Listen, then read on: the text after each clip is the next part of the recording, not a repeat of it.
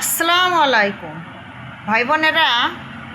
এই সমাজে কিছু কিছু মানুষ আছে অন্যের ভালো করতে গিয়ে নিজের কথা একেবারেই ভাবে না।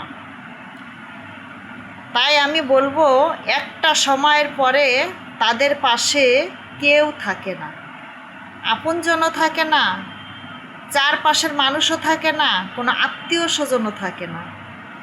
আপনি যতদিন অন্যকে নিয়ে ভাববেন, অন্যের পিছনে সময় ব্যয় করবেন, অন্যকে নিয়ে চিন্তা করতে থাকবেন, আপনি ঠিক ততক্ষণই ভালো থাকতে পারবেন। যখনই আপনার মতো আপনি বাঁচার চেষ্টা করবেন, আপনার মতো আপনি কিছু করার চেষ্টা করবেন, তখন আপনাকে কেউ ভালোবাসবে না, কেউ দেখতে পারবে না। তাই আমি বলবো, কারো পিছনে সময় নষ্ট না করে নিজের মতো নিজে কিছু করার চেষ্টা করুন। নিজের ফ্যামিলিকে কিভাবে ভালো রাখা যায় সেই চেষ্টা করুন। নিজের ফ্যামিলিকে সময় দিন, নিজেকে সময় দিন, তাহলে জীবনে ভালো কিছু করতে পারবেন, জীবনে হ্যাপি হইতে পারবেন।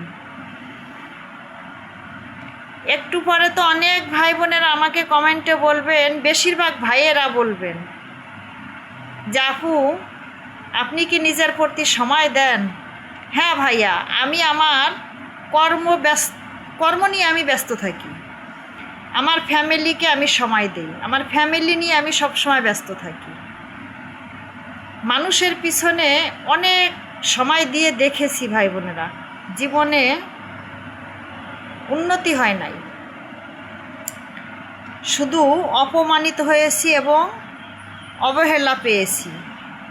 তাই মানুষের পেছনে সময় দেওয়া একেবারেই ছেড়ে দিয়েছি।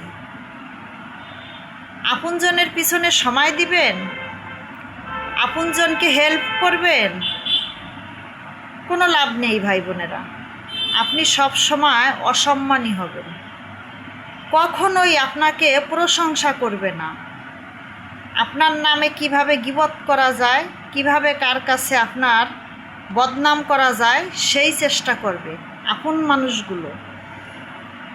এই জন্য আমি বলি, আপনি আপন ভেবে সব কিছু উজাড় করে দিয়ে দিবেন, কিন্তু আপনাকে তারা আপন মনে করবে না। স্বার্থটা আদায় হয়ে গেলে আপনাকে ছুঁড়ে ফেলে দিবে। তাই আমি বলবো, এই সব মানুষদের থেকে দূরে থাকার চেষ্টা করবেন, তাহলে সব সময় ভালো থাকতে পারবেন। উপরওয়ালার কাছেও ভালো থাকবেন, মানুষের কাছেও ভালো থাকবেন। আল্লাহ হাফেজ।